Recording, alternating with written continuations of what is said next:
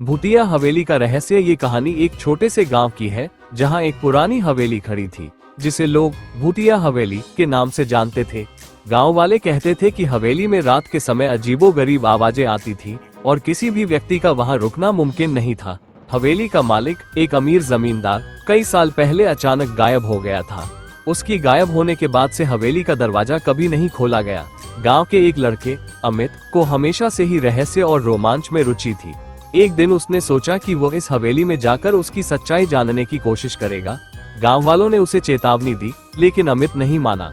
वह अपनी दोस्त रचना को साथ ले आया, जो उसकी जिज्ञासा में बराबर की साझीदार थी। शाम होते होते दोनों हवेली के पास पहुंच गए।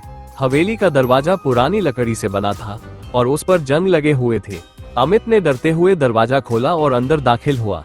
अंधेरे में उन्हें सिर्फ छाया और धुआं नजर आ रहा था। हवा में एक ठंडक थी और हर कदम के साथ एक गहरी खामोशी फैलती जा रही थी। रचना ने डरते हुए कहा, यहाँ कुछ तो गलत है अमित, हमें वापस लौटना चाहिए।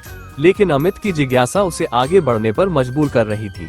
वे दोनों हवेली के अंदर गए। दीवारों पर उभरे हुए पुराने चित्र और टूटी फूटी दीवारें डरावनी लग रही थी।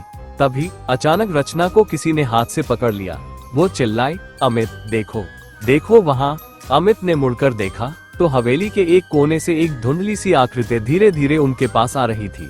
वह आकृति सफेद चादर पहने हुए थी और उसके चेहरे पर कोई भाव नहीं था। रचना कांपते हुए पीछे हटने लगी, लेकिन अमित ने उस आकृति से बातचीत करने का साहस जुटाया।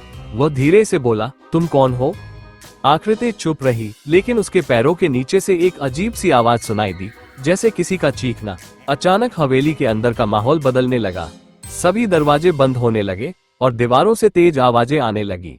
अमित और रचना घबराए हुए थे, लेकिन तभी आकृति बोल पड़ी, तुम लोग क्यों आए हो यहाँ? क्या तुम नहीं जानते कि यह जगह मेरी है? अमित ने पूछा, तुम कौन हो और क्यों डराते हो हमें? आकृति ने धीरे धीरे अपनी चादर हटाई और दोनों के चेहरे सफेद पड़ गए। वह एक महिला का भूत था जिसका चेहरा आधा जल चुका था। उसने कहा, मैं जमींदार की पत्नी थी। एक दिन मुझे धोखे से मार डाला गया और मेरे पति ने मेरी हत्या का बदला लिया, लेकिन फिर वह भी इस हवेली में मर गया। अब हम दोनों यहीं बंद हैं। इस हवेली में कोई भी आकर नहीं लौटता। रचना के होश उड़ गए, लेकिन अमित ने साहस दिखाया। उसने कहा, क्या हम तुम्हारी मदद कर सकते हैं? महिला का भूत थोड़ी देर चुप रहा, फिर बोला, तुम्हारी मदद से मैं इस हवेली को छोड़ सकती हूँ, लेकिन तुम दोनों को वापस लौटने का मौका मिलेगा। ऐसा मैंने कभी नहीं कहा। अमित और रचना डरते हुए पलटकर वापस भागने लगे। जैसे ही वे हवेली के दरवाजे तक पहुंचे, अचानक वो भूतनी सामने आ गई और बोली, अब तुम दोनों को एक शाप मिला है। तुम अब हमेशा मेरे साथ रहोगे। अमित और रचना ने दरवाजा खोला और भागने की कोशिश की, लेकिन दरवाजा बंद हो चुका था। वे फिर से हवेली के अंदर फंस गए। उसी रात गांव वाले ये सुनते हैं कि हवेली से अजीब सी आवाजें आ रही थी, लेकिन सुबह के समय जब उन्होंने जाने की कोशिश की तो अमित और रचना का कहीं पता नहीं चला। हवेली फिर से सन्नाटे में डूब गई। तब से वह हवेली और भी डरावनी बन गई और कोई भी वहां जाने की हिम्मत नहीं करता। आज भी लोग कहते हैं कि जो भी उस हवेली के पास जाता है वो कभी वापस नहीं लौटता।